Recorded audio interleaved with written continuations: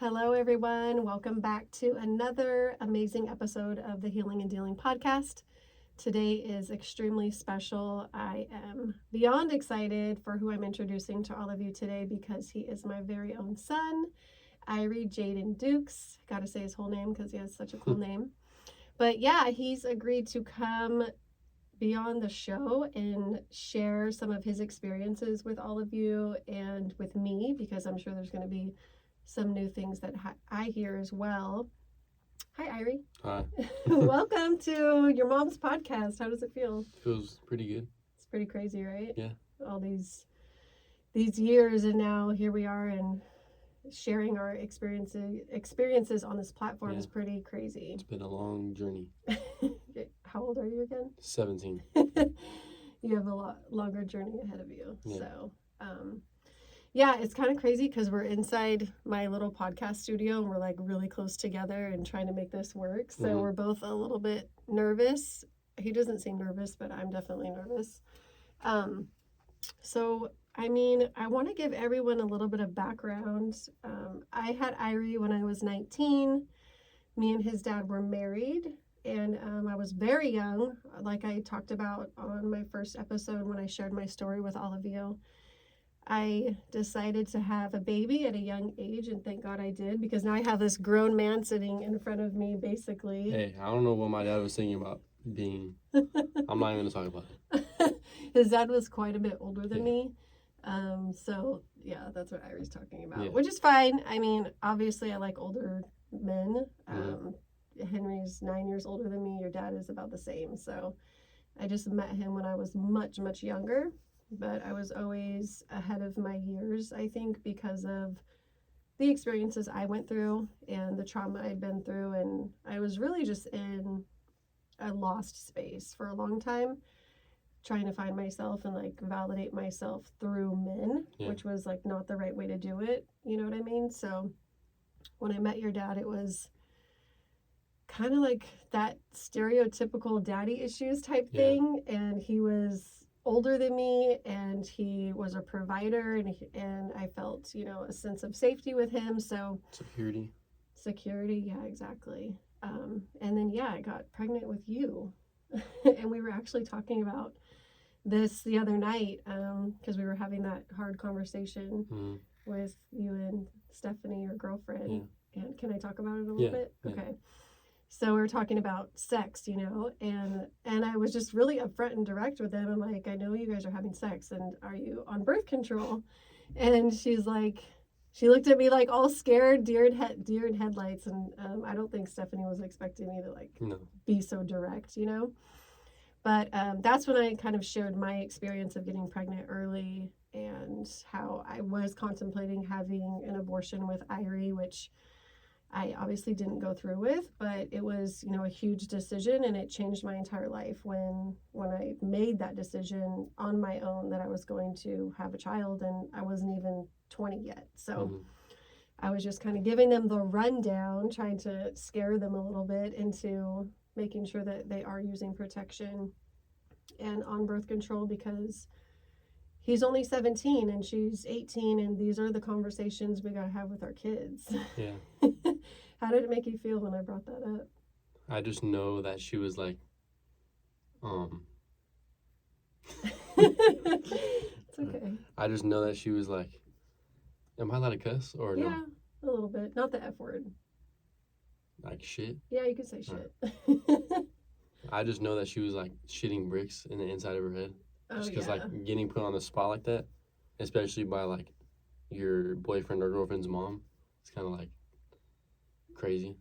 But yeah. You think it's okay that I did it? Yeah, definitely. Honestly? Yeah, it builds something when you put people on the spot. They have usually more respect for you after. Okay, well that's what I would think, at least. Like if someone puts me in the spot, it depends what the situation is, but I usually gain respect for them because like they're putting me on the spot. It's kind of hard to explain. Yeah, like they're trying to get something out of you. Yeah, exactly. And see like what you're about. Yeah. And see what you're gonna say and how you're gonna react to them putting you on the spot. Yeah, she looked a little scared. I was like, but I wasn't gonna back down. I was like, nope, this is something I feel really strongly about. I'm not ready to be a grandma, even though I think, someday you and her will make really great parents. Not anytime soon. No, exactly. I'm trying to get some money first. Trying to make more that money. Yeah. Which brings me into, what do you do for a living these days, I along do with high school? Tattoos full time. Full time. Every day. I have one actually right after this. You guys, all my audience, like, it's so crazy that my son has found his passion at such a young age, and he's actually made a business out of it and is being mentored and doing it, the right way and safely, and it's just crazy. Like, I'm so proud of you and so happy for you. I know, like, throughout the years you played sports, and we were like a really big sports family, and you were so good at them that we thought like that would be the road that you would take too, like along with Nico and Cruz. But you always had this different side to you that was like artistic and liked music, played the guitar. And so it doesn't surprise me that you chose a different route. And I think that what's so beautiful about it is you went with what felt right to you. You didn't go for what we wanted you to do. You know what I mean? Like, what was that like making that decision when you told us, I don't want to play football anymore? Well, I mean, I kind of did want to play football. It was just kind of like when I broke my collarbone. Yeah. It kind of ruined the fun for football for me. Not that I was scared or anything. It just was like, I wasn't, like, I tried practicing again. It just wasn't fun to me anymore. Like, I didn't have the same fun I did before, just because, like, now that I know, like, the risk or something, like, it's going to stop me from being able to work and make money just for playing a sport. It's not for me usually. Like, I can play sports, but I wouldn't want to risk my whole business, all my income, just for a sport. Like, that's not giving me any income. But for some people, I understand. That's like, it's what they want to do, and they can make an income in the future on that, in college or like NFL or something. But for me, I'd rather just have something that's like, I know I'm gonna be able to get money, not injure myself. Obviously, stuff can happen, like, but it's not gonna happen as likely if we're not playing football. And I wouldn't want to drain all my energy every single day playing football or baseball. Baseball is not as much energy as a football, because football you're like running, or like you're just doing stuff the whole practice. Yeah. So if I played football this whole year, I wouldn't have even got close to what I was doing right now, like tattoos every day. I would have been tired, wouldn't have wanted to do any tattoos. So that's true. Yeah. And if you think about it in the long run, like, tattooing is going to get you farther than football. Yeah, it's more permanent than football would be. Yeah. It was, for me, like, as a mom, it was kind of hard to be like, what? I'm never going to see you on the football field again or the baseball field, because I loved watching you play. Like, it's, as a parent, it's the best feeling to, like, be sitting there watching your kid, Yeah. It's awesome. Like that one time you hit a home run and I peed my pants. You remember that? Yeah. I was walking, like, behind the field to the snack bar, and he was up to bat. I mean, I wasn't expecting him to hit a home run, and I got up behind the gate, the fence, and I was like, hit it out here, Irie. And what were you, 10? Yeah, I was 10. Yeah, and he freaking smacked the ball all the way over the fence, and I was like, oh my God. I started screaming, jumping up and down, and as, like, all my fellow moms know, your bladder's super weak after you have babies, so I literally peed in my jeans right there. Super embarrassing, but it's something I'll never forget. That was awesome. Yeah, the sports days were super fun. Let's kind of go into, I mean, I want to pick your brain about some things that I think are really going to help the audience, and like people that are going into blended families, or like, say there's a couple on the verge of breaking up, and they're trying to decide, like, well, how is it going to affect my kids? You were like 2 years old when me and your dad first separated. Do you remember anything about that time period? Yeah, I do. Like, most of it, just because it was like it lasted for so long. Yeah, a lot of stuff happening at once, but it was definitely hard. Like, I don't know how to really explain it, but like, which time are you talking about? Like, what's your earliest memory of like, do you remember me and your dad even being together? I don't really remember you guys being together. I remember, like, you guys first breaking up. The one thing I do remember, though, is that one time we were at the dealership. That's probably, like, kind of like, should I talk about that? I mean, if it's up, it might upset your dad. I don't know. Do you remember what he did? Yeah. What did he do? So basically, we were at the dealership where my dad worked, and this is all in the past and everything. This is like, we laugh about this stuff right now, so don't take this any type of serious. Like, this is not serious. We're at the dealership, and me and my mom come. It was just right after I got out of the dentist, I think, and I had gotten like a lot of shots, like 2-3 shots.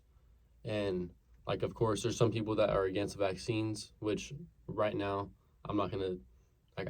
Yeah. So your dad has always been against vaccines. He's always been against vaccines. Yeah, which is understandable. You had got back from the doctor. Yeah. But since I had like full legal and physical custody, I was the one that made those decisions. Yeah. And I got you vaccinated. Yeah. So this is actually a really great topic because I'm sure that there are tons of parents that feel differently about that. But my thing was I spread them out and I did them one at a time to make sure if you did have a reaction, we would pinpoint which one it was. And then I only got you the ones that were actually mandated to go to school. Okay. There's a lot more that they try to put on there that you don't actually need. So I've just made sure to kind of like really know what's going on with your vaccine schedule and work with your doctor as a team, which that's what we did, you know. But yeah, that I was actually dropping you off to him. Yeah, and I remember he was like super mad, and then I just went with him, and like he had thrown water on you or something. Mm-hmm. We won't really get into that. It wasn't like crazy, but it was crazy. It was pretty crazy. It was crazy back then. Like we had to do our drop-offs at the sheriff's station. But that was like way after. It was after, but but my point is like it was so toxic and volatile back then. It was just going back and forth, like trying to make each other mad. Oh my God, it was back and forth. It wasn't just one. It was back and forth. It was definitely one of the hardest times. And there's definitely things that my dad did wrong, and that you did wrong, but that's a part of like understanding. It's like exactly that's how it is. Yeah. And I know that you witnessed like a lot of traumatic things during that time because of like our anger towards each other. Yeah. And I always honestly felt like he hated me. And that's why like I felt like we couldn't ever get past anything. Yeah.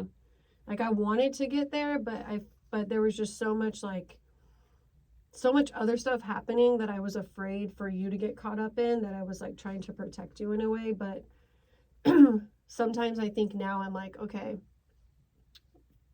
fast forward, 10 years when things started to calm down. You know what I mean? Like it literally took that long. Yeah. Like we've been going through this. You've been going through this for so many years. And now, like, since you ended up moving in with him, like it brought me and your dad closer. Yeah. And even right before that, me and him started to work things out, and like just talk to each other like regular human beings and not have animosity towards each other. And it really was just a decision that like we had to make. Yeah, it's just you have to accept who each other are, no matter what the circumstances are. Just accept it. Accept that you might not like certain things about him. That's just how it is. Like there's nothing you can do to change someone. There's only so much you can do to change someone. But when it comes to that kind of stuff, you gotta accept it. To be at peace with yourself, you have to accept stuff. Mm-hmm. And I definitely wasn't at peace with myself, and he wasn't at peace. He just felt like he was always so angry. Yeah. In which I understand. Like there was a lot going on, and I was a part of that. A part of his anger. So I get it. I understand both sides, to be honest, because I understand you were trying to show me like the kid life, trying to make me have fun, and like trying to like block all that real world stuff out of my view, so I don't have to worry about that until I'm older. Yeah. Which now I see that a lot, because the real world stuff is like it's crazy. Everything's super expensive. The world sucks. Yeah. You just have to make the most out of it, pretty much. And then my dad was trying to show me this is like the real stuff. Like this is what you're gonna have to do, which I like that better, to be honest, just because so I know. But I understand I wouldn't want my kid to jump in. Appropriate. Yeah, right? I wouldn't want my kid to know all the real world stuff until they're older, anyways. Yeah, which I understand. But I feel like it's helped me a lot knowing stuff before I'm older. I mean, not when you're like 8 or 7. Yeah, right? I know. Like 13, 14, you start becoming a teenager. Yeah. Now that you're 17, like the past couple years you lived with your dad, you've matured like immensely, and that's because you've kind of been on your own more, Yeah. like not with your mom and stepdad hovering over you trying to like make every decision for you. You've had to like really, you've gotten the opportunity to really step into who you are. Yeah. But some people wouldn't have done what you've done with that time. You know what I mean? Mhm. Like you're a special type of person because a lot of kids wouldn't have done anything. Yeah, You know what I just mean? sit around, play video games. Yeah. And you actually took that opportunity to be like, all right, I'm going to like find something I love, which kind of came naturally to you, which is tattooing. And then also like you're doing homeschool, you're finishing your diploma, which you're Mhm. going to graduate early, which is awesome. Yeah. And you've matured, like your personality, like your character, the person that you are. Mhm. And I think it's just like you have an old soul and you are, like I've told you before, like you're ahead of your years. That's why I think when you moved in with your dad, it was like perfect timing. Yeah, it kind of let me figure out what I wanted to do, and like let me. I don't know how to explain it. It's kind of Yeah. hard. It's like let me do what I want to do on my own. I understand like I'm a kid and everything, and I need to like listen to rules and all this stuff, which I still do. Now it's kind of different because I take care of my own stuff most of the time. But like back then when I first started, like when I first moved over there, Yeah. it was like, yeah, I was just like finding who I was and stuff. It was, I don't know how to explain it. It's kind of weird. What was that like? It was hard just because like all this stuff going on at once. When you're a teenager, it's just weird. Yeah. Like what? Like life is weird? Yeah, life is weird. You're like depressed, but you're not depressed for no reason. That's just how it is. That's like how most teenagers are. Depressed. But, yeah. Really? Like not like depressed, but like I don't know how to explain it. Try. Like I don't know. You just feel like life sucks. Like I don't understand how to explain it. I remember that feeling, like everything sucks, nothing's going right, like with the I remember what's her name? Pause the video. What's the name that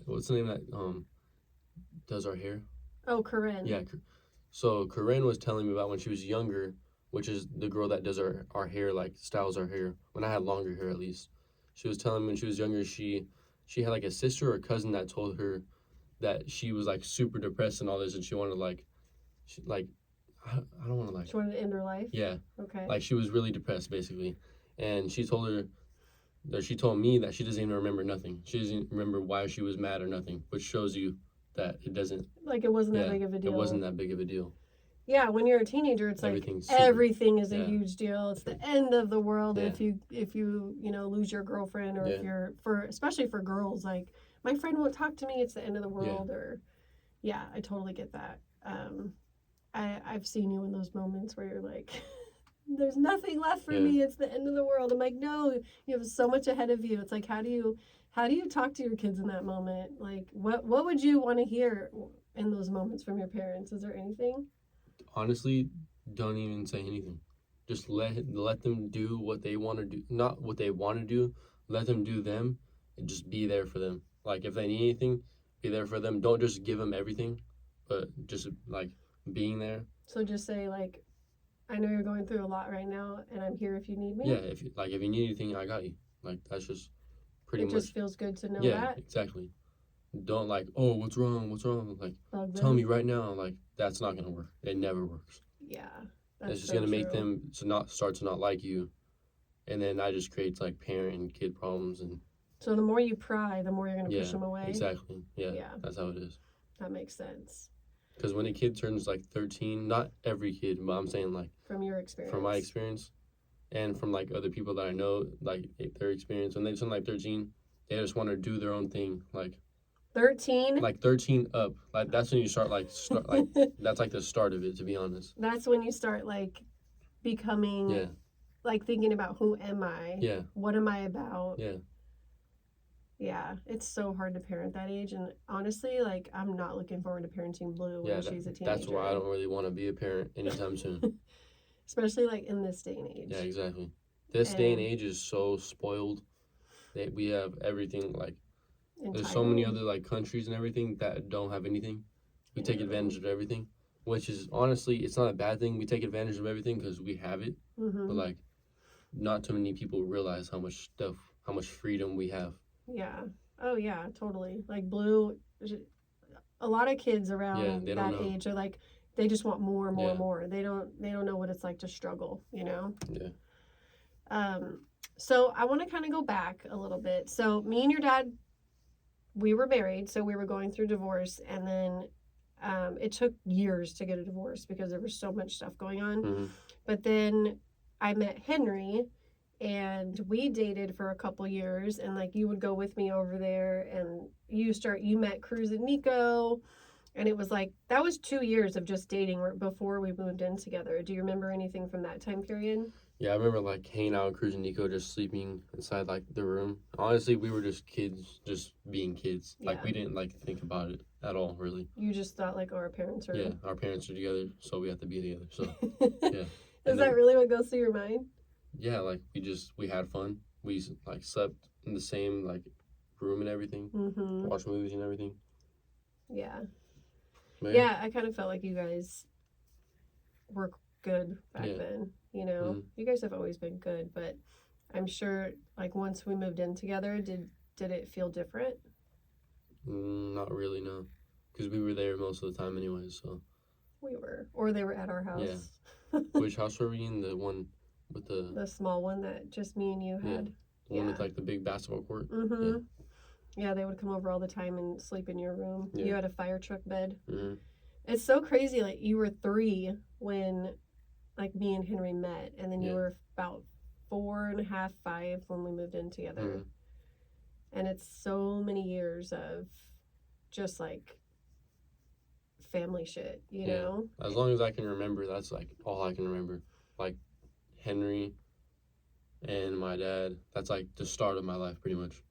That's like what I can remember. Yeah. I don't know how to explain it. So you've had like 2 father figures? Yeah, like my whole life. That's all I can remember. Yeah. And so you went from being like my only child to going into a family with, you now have 2 brothers that are living with us. And then 2 months later, after moving in together, we got custody of Alicia and Roman. So, and you were the youngest of all of them. Mm-hmm. Do you remember like when they came to live with us and like any feelings that you were feeling at all? I mean, not really. I was just kind of like going along with it, but not like thinking about it. I don't know. Did you ever feel like, now I have to share my mom? Yeah, it was kind of like, oh yeah, I had to share my mom with all these people. Yeah, it was kind of like overwhelming sometimes. I guess it's kind of hard to remember because it was a long time ago. Yeah. But yeah, me and Alicia are the ones that like got along like pretty much better than anybody else. Mm-hmm. We were like always together. Yeah. So you guys had so much in common. Yeah. And she was hilarious. Like you guys always had fun together, and yeah. It was like this. I don't know. There was always like this dynamic in our house growing up that me as your mom, like you being my only biological child, it was always so hard for me to navigate because I didn't want anyone to think I was treating you better. Mm-hmm. But at the same time, I feel like that made me like I sacrificed a lot because of that with you. You know what I mean? And like that's something that I think about a lot because there's times where I would just want to like do something special with you. Mm. But then it was like, oh, well, I can't do that because then I have to do something special with all 4 of the other ones. And it was just really hard for me to like balance it without them judging me, without you judging me. Like I always felt like I had to please everyone. You know what I mean? The truth is, you really don't have to please everybody. Like if you really think about it, now. I know that now. Yeah. I wish I would have known that then. Yeah. Honestly, obviously it's like, oh, you took him, you didn't take me. Obviously, that's feelings you're gonna say that, but like if you really think about it, like you're my mom biologically, Henry's their dad biologically, so obviously the feelings are gonna be a little bit different, no matter what circumstances it is. Like that's just the way it is. Like you have a certain connection with your kid, no matter if it's your kid non-biologically or biologically. You have a different connection. You can love them whichever way you want, but it's gonna be different type of love. Yeah, and that's always how I felt, and it was always so scary to voice that though. Yeah. because I didn't want to hurt anyone. But then once we started going through therapy, I started understanding it better. And your therapist actually, remember the black dude? Yeah.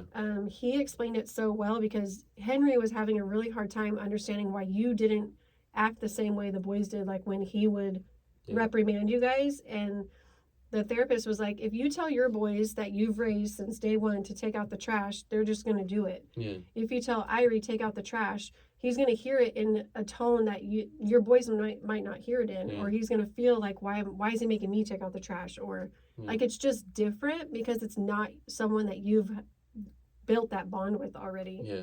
So like as step parents and as biological parents, we have to like really understand that the child isn't going to always hear it the way that you want them to hear it. And I feel like that happened a lot with you and Henry. Yeah, definitely. Well, okay, I kind of want to talk about that a little bit, like the stepdad part, because you and Henry have definitely like butt heads over the years, but then I also feel like you guys have a really strong connection. Mm-hmm. You know what I mean? Like, was it just like the authoritative way that he comes across, or was it just like, what was it? I feel like it was just like the arguing. We both have like a smart talking personality. True. So like that just didn't go good together. Like I'll say something smart to him and he'll say something smart back to me, which will get me mad, and then it'll make him mad, and then we'll start going like back at it, but then we'll just make up easily, so it wasn't like a big deal. Yeah. But yeah.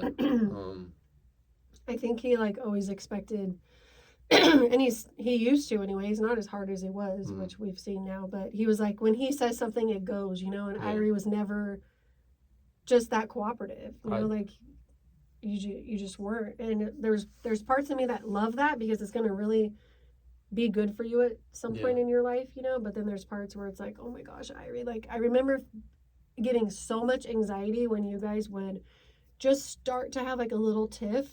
Do you remember? Like, and then I would like butt in because I would think I need to save you. And then you would be the one to tell me, Mom, like, we got this. We're okay. Do you remember those times? Yeah, that was like more later on, huh? Yeah. Yeah.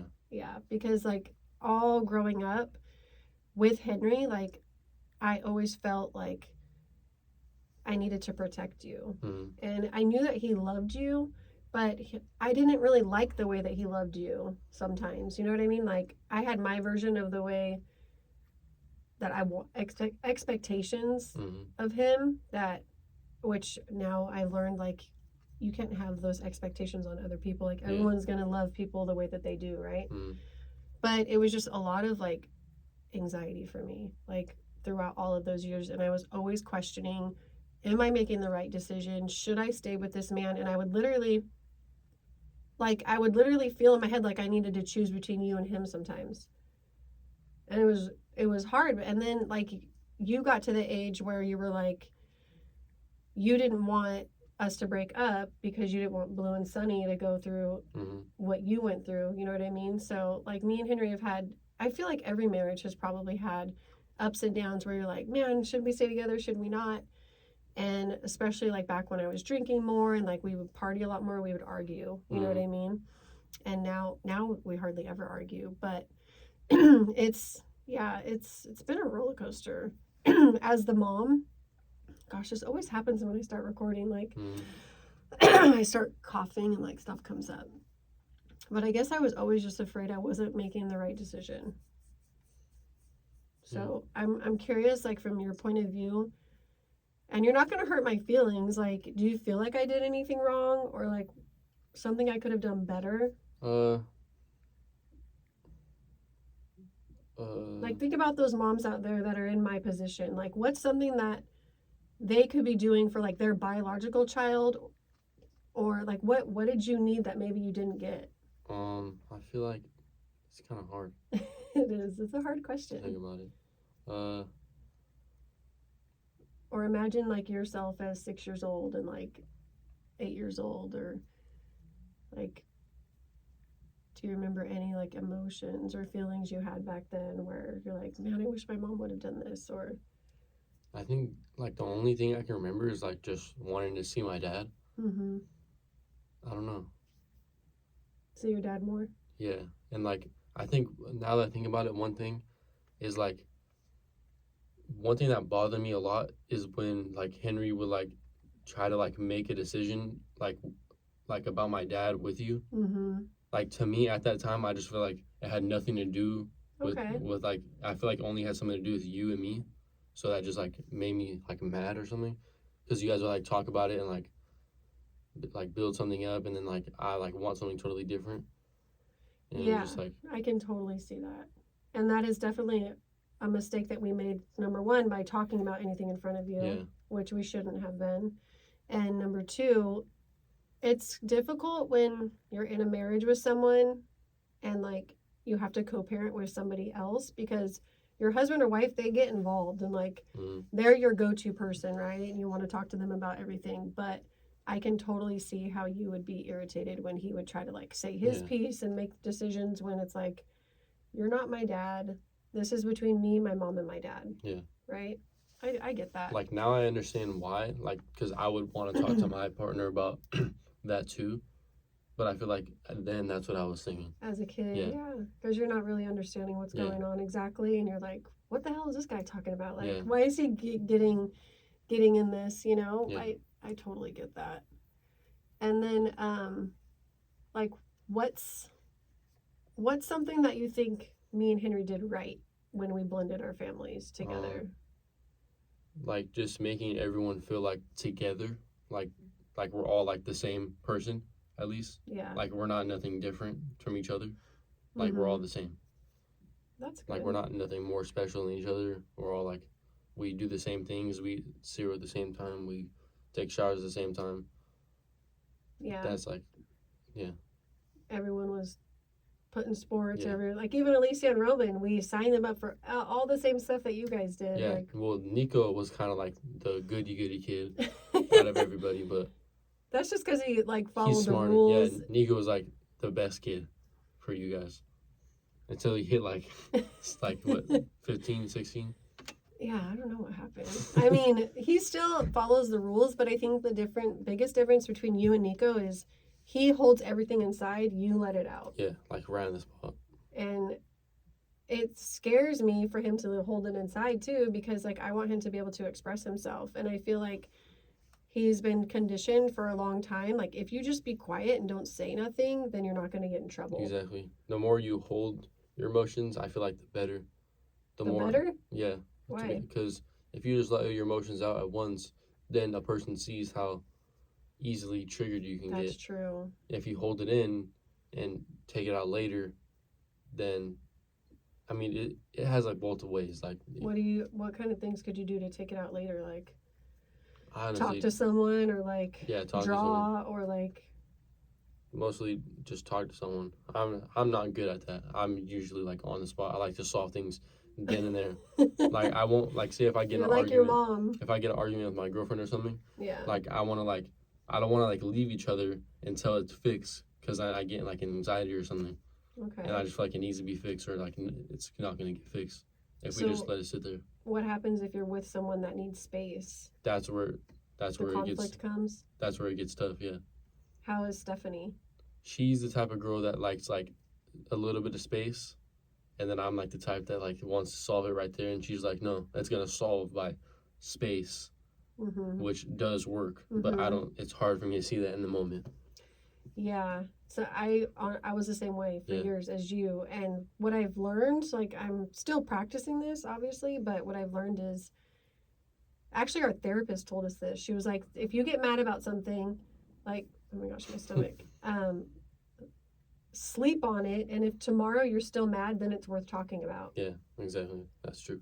Because half the time me and Henry get in fights, like the next day I'm like, oh, who cares? Like I don't even know what we were fighting about. But like I was really freaking pissed in that moment, and I wanted to like, you know, like freak out and yell and scream and like text him, but I will hold back, and then the next day I'm like, okay, I'm not even mad. Like that was nothing. That's kind of how like our little tiffs are now. It's like he peed all over the toilet seat or something, like little shit like that pisses me off. Yeah. But yeah, relationships are hard. Like especially being 17 and having to like deal with social media. Like what's that like, having I feel like you and Nico and Cruz are kind of all similar in this in a way. Yeah, we are. Like what? Tell me. Like we I mean, I'm not really big on like this, like the social media relationship stuff. Like, I obviously post my girlfriend and everything, but I'm not like posting all this, like every single thing we do. Like, I don't post everything. Yeah. I feel like that just, why do you don't need people involved in your life. It's your life. Like, you don't need to impress anybody. Like, who are, like, that's just, I don't see that. A lot of people need to like impress all their friends and like, oh yeah, see, I'm in this relationship, but in reality, they're not even happy. They're just posting stuff. Yeah, and that goes on even into like adults and exactly. families and Instagram moms that look like they have everything perfect. Yeah, I see that a lot. Like all these like moms on Instagram, they're like that get tattoos from me or something, or that want to get tattoos from me. I'm not pointing anybody out if you're watching this, but like all they do is post like all this like stuff. I don't know how to explain it, but is it like their house and they're like doing stuff throughout the day or with their kids? And who knows, they could be super happy in a relationship, but most of the time it's the opposite. Wait, you think most of the time people aren't happy? Yeah, when they're like always telling everyone about their life on social media. I actually believe that too. Like the more when I meet someone and they're like over the top, like, oh my gosh, I'm so in love, or oh my gosh, I have the best life. It's like, okay, you obviously. Yeah, they're trying to cover it up that they actually are sad about something. Yeah. Because they don't want the person to think something of them. Yeah. Yeah. Exactly. Yeah, totally true. Sometimes I'm like, do I post too much? Do you think I do? Yeah. You said yeah. What? No, I don't. Yeah. I'm like, what do you guys call me? Like a Facebook mom? Or Instagram, Facebook mom. Okay, what's that?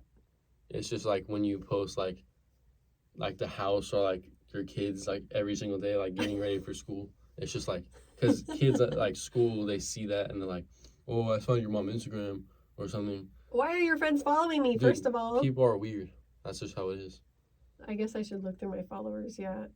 Sometimes I'll get, when you guys were younger, I would get follows, but I'd be like, no, like I'm not accepting it. But once you guys got older, it was like, okay, not a big deal.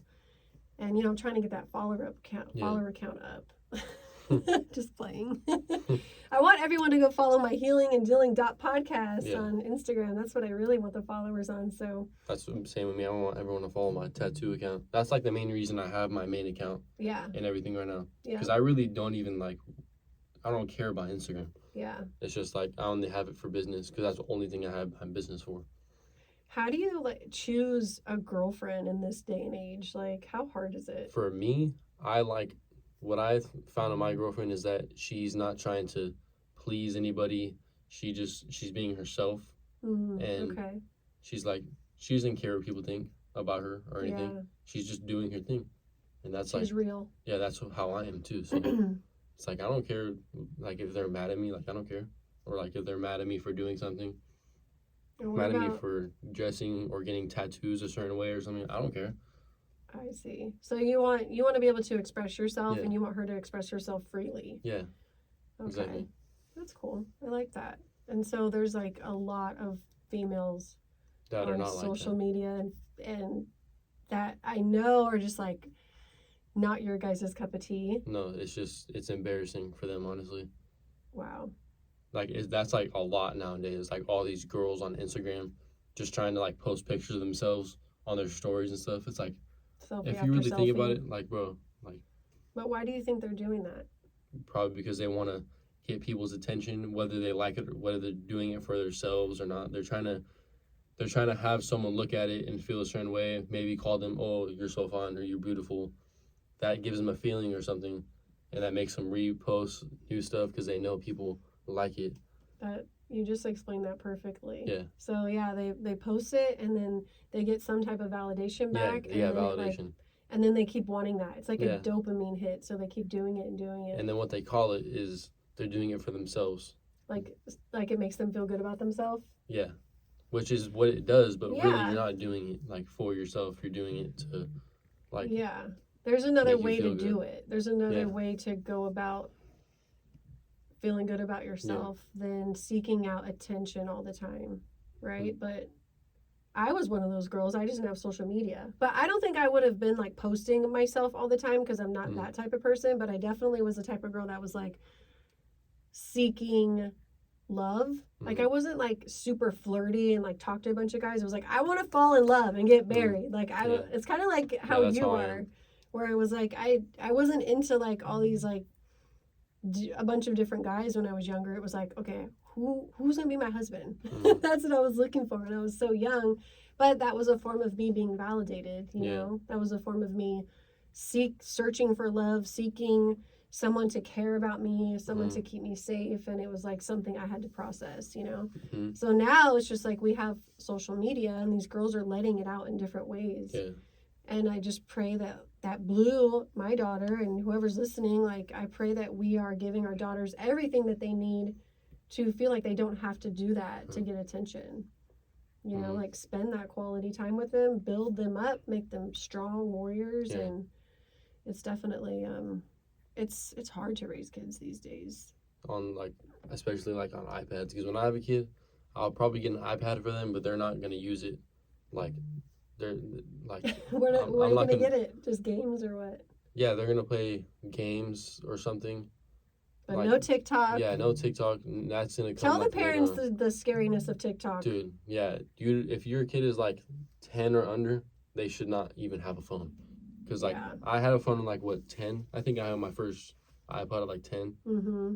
But you were able to like go on Instagram and stuff, whatever. Yeah.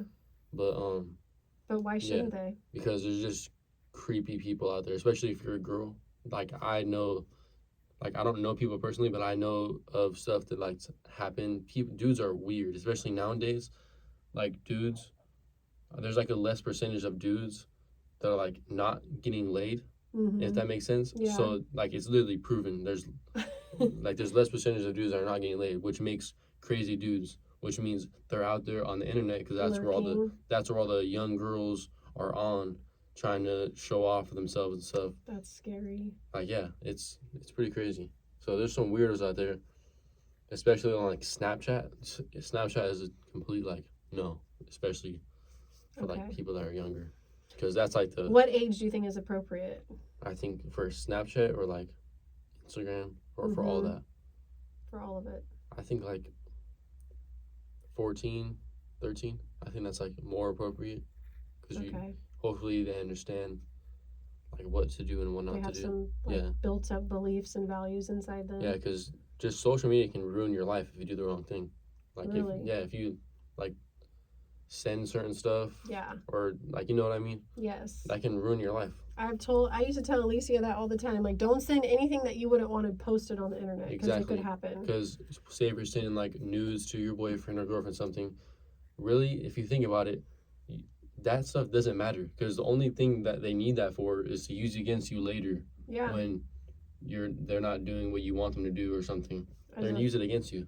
Because if they really like want to see that part of you, then they'll just they'll do that in real life. Right. And they'll try to like build something with you, not like, oh, send me this, send me that. They're just gonna save it and use it against you later. Yeah. And that's what happens to most of these girls nowadays, and that's why they're depressed. It's like super. I feel like as a mom, it's like disrespectful for a kid to be like, send me nudes, because it's like you just said perfectly, like build something with that person. Yeah. Make that in-person relationship connection. That makes you a realer dude. Yeah. Like, because if you're just asking for that, like, what type of person are you, girl or boy? Like, bro, you're just asking for that stuff. You're not even working for it. If you actually show something of yourself, show what you're worthy for, that makes you a real person. Not just asking for it because you want to feel some type of way. Yeah. It's hard to explain. And you feel like they owe you that, or like, if you want me to keep talking to you, send me this or send me that. Yeah. Yeah, and then, like you said, all these girls end up doing it. A lot of girls end up doing it, and then it backfires. Because most girls are like you. They want to have something real, or they want to like, and they think that if they do that for the dude, it's gonna like make the dude like want to be with them forever or something. That's not. If a dude does that, that's just an automatic sign that he does not want to be with you forever. That's so true. Irie, you just spoke some like real shit right there, because that is so true. Like, that is what they're looking for. Like, oh, if I send this, he's going to like me more. Or it's going to keep the relationship going good or our friendship going good. But in reality, it's not. He doesn't have any respect for you. There's no respect. And the way someone treats you when they're mad is a vision. Like the way someone yells at you or like treats you, like say if they hit you or something abusive, that's how much they respect you. Right. Like no matter if it was just out of emotions or whatever, that's how much they respect you. Yeah. That just gives you an example. Gives you a gauge on where you're at. Yeah. On that level with them. Yeah, what you were gonna say, like the way someone treats you when they're angry, that's you can get a lot from that. You can also, like, if you can also build respect and lose respect. Like that's not something that just has to be the same forever. Like you can like yell at someone and be super mad and not respect them, but then you can also respect them like the next day. Yeah. And that's just how it is. Yeah, people can earn respect back. Just like trust, I think. Yeah. What do you think about trust? Can you earn trust back? Like if someone cheats or something? Cheating, to me, I don't think, I would never go back to someone that cheated on me just because that shows how much respect they have for you. Yeah. And if you just go back, that's just going to show them what they're able to do to you, what they're not able to do to you. Yeah. So if you think that you're going to grow together after someone cheated on you, you're probably not. If you are, it's going to be fake, most likely. Yeah. But you never know. Some people actually get past that because you're stupid when you're young. Like, you don't know stuff. True. But when you're, like, are you talking about if you're, like, younger or older? Your age. My age. A lot of dudes think, like, not off their, like, heart. They think with their head. So, dudes and girls at my age definitely change over time. So yeah, your brains are still growing. Yeah. You don't have to forgive them. It doesn't mean they're going to be a cheater forever or nothing, but... But do you think someone that's older, they probably won't change? Probably not, yeah, because they're already developed. I mean, you can definitely change, obviously, but I feel like everybody Henry used to be a cheater. Yeah, I know. Even before me, like, he says he cheated on, like, almost everyone he was with because he just wasn't ready. Yeah. But, like, something clicked in his brain. Yeah, you can definitely change at whatever age. It's just, like, you're just more stupid when you're young and stuff. Yeah, true. All right, well, we talked for 47 minutes. That's pretty good. Is there anything else you want to share with the audience? This is your first time on. You're definitely going to come back. But that was like a good, really, really good intro to you and some of your beliefs. I think the one thing a parent needs to know is just let your kid be who they want to be, not what you want them to be. Not what you like fantasize about what your kid is going to be or something. Let them figure out what they want to do. Be there for them and help them get to that place. And it's always going to come back better to the parent or to you. It's not going to resolve in a bad way. Like the kid is going to respect you and like all that. Like that's why I respect my dad so much. And I respect you guys because you guys let me, like you guys, like my dad helped me buy supplies when I was first like starting. He bought me all the supplies I needed whenever I needed them. I had no money, and now, like I pay him for that stuff. Like, I help him out. We help each other out. That is awesome. But if he was just like, no, I don't have any money, which he really didn't have that much money, just be giving out for tattoo supplies. I wasn't making that much money, but he did it because he knew it was gonna pay off. And now look, I have my own car. I have a motorcycle, which I'm not happy about. Yeah, you're not happy about. And he uses my car, so I bet he's happy about that. Yeah, that's awesome. That was such great advice. Yeah, honestly. Thank you for coming on the show and being vulnerable and showing your awesome self. Like I love being around you. I love your energy. You're amazing, and I'm proud that I helped make you because you're fucking rad. I love you. Hey, love you too. That was so good. I want to say, if you guys want a tattoo, hit me up on Death Kit Tattoos. Oh, okay. Ready? Yeah. And if you guys want a tattoo, make a tattoo appointment anytime soon. My redo it. Go ahead. If you guys... Oh, wait, let's do it.